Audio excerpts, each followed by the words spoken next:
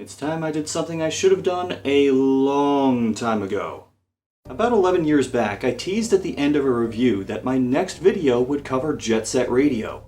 Also, don't watch my old videos. They're even worse than the ones I make today. But now, it's time.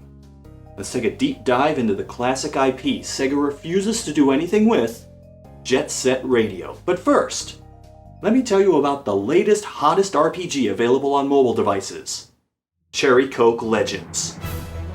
You can choose whether to have your party fight automatically, or, if you're a control freak like me, play it as if it's, a video game. Join a clan to help strengthen your party by proxy. Or don't. Mine still has room.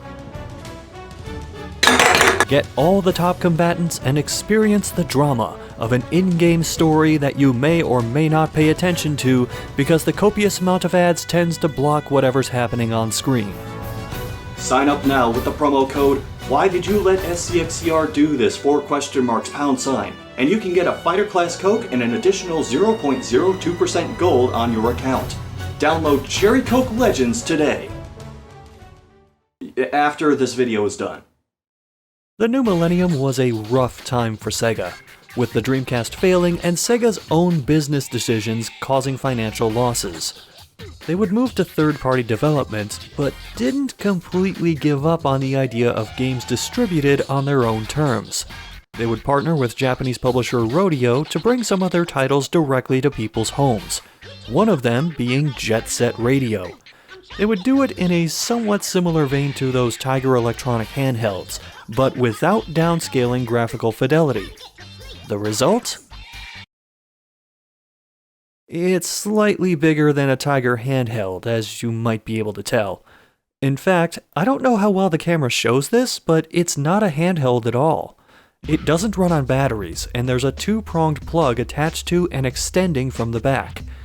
It does have these handles on the sides to help pick it up and move it around, but considering how heavy it is, I don't think I'll be able to play this on my next plane ride. I'm just leaving it on the floor because I'll probably break any table or desk I set it on. At least it's a powerful console. According to the sticker on top, it's a 204-bit system. As for playing the game, turning it on is a huge pain in the ass. For one thing, if you don't have this, you can't turn it on at all. This key opens up the front of the console, and how many consoles do you know which force you to open them up to turn the damn thing on? Except for the Jaguar CD. Wait, there are two power switches. Which one am I supposed to hit? Ah! Alright, now that we've disabled the self-defense system, the power's turned on.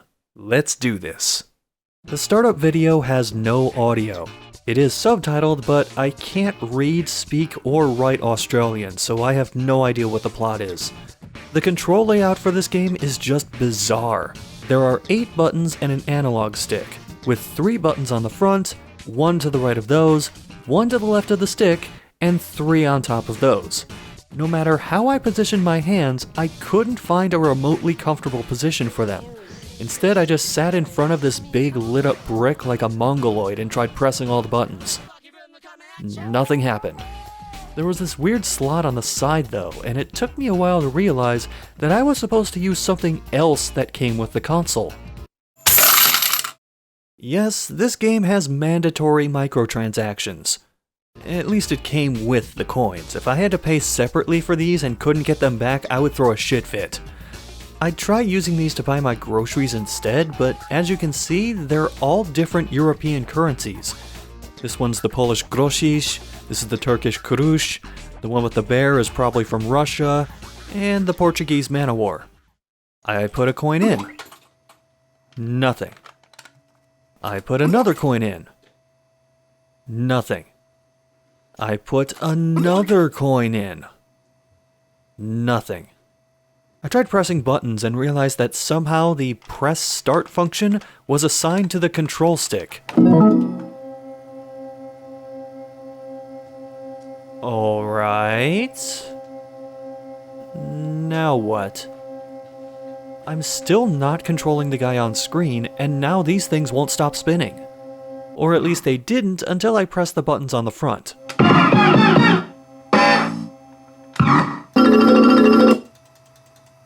I got a line of green guys on motorcycles.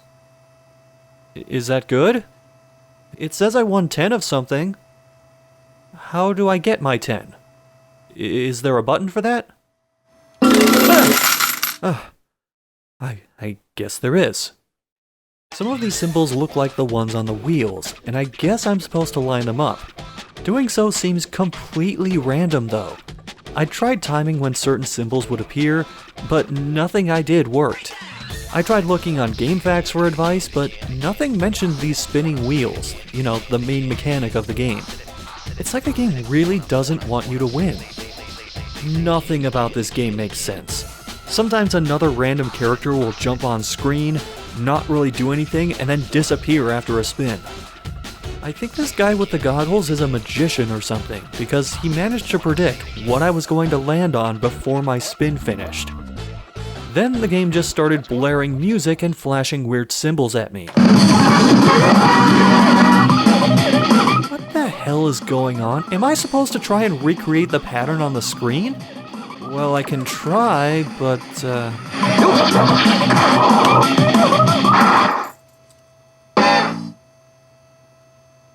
what the hell just happened? I tried saving my euros by only betting 1 coin at a time, but the game wouldn't let me. Unless I bet all 3 coins in one go, I couldn't play at all. This is predatory capitalism at its finest. For a while, nothing happened. Put coins in, lose, repeat. But then, I guess the game showed mercy on me because this happened.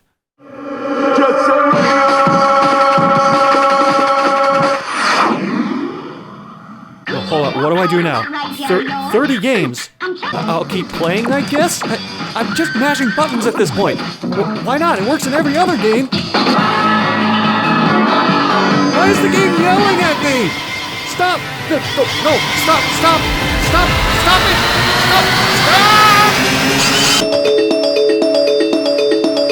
Oh, thank Christ it stopped. The rest of my time, which was about 90% of the game, went like this. 2 bells, nothing. 2 bells, god damn it. 2 bells, afraid not. It's official, Tom Nook can kiss the darkest part of my ass. Considering how long I put off reviewing this game, I'm even more disappointed in Jet Set Radio. The controls don't feel comfortable at all. Anything that happened in the game, good or bad, was completely out of my hands. I can't help but think this would work much, much better as a game on a console like the Dreamcast. Or hell, just update the graphics a bit and toss it on the PC. And yet, Sega continues making these things to this day. Look, guys, you were on the right track with the 32X, but these things are way too big and bulky to work as video games. Now I think I understand why people say Jet Set Radio Future is better, a game which I will be reviewing soon. In another 11 years.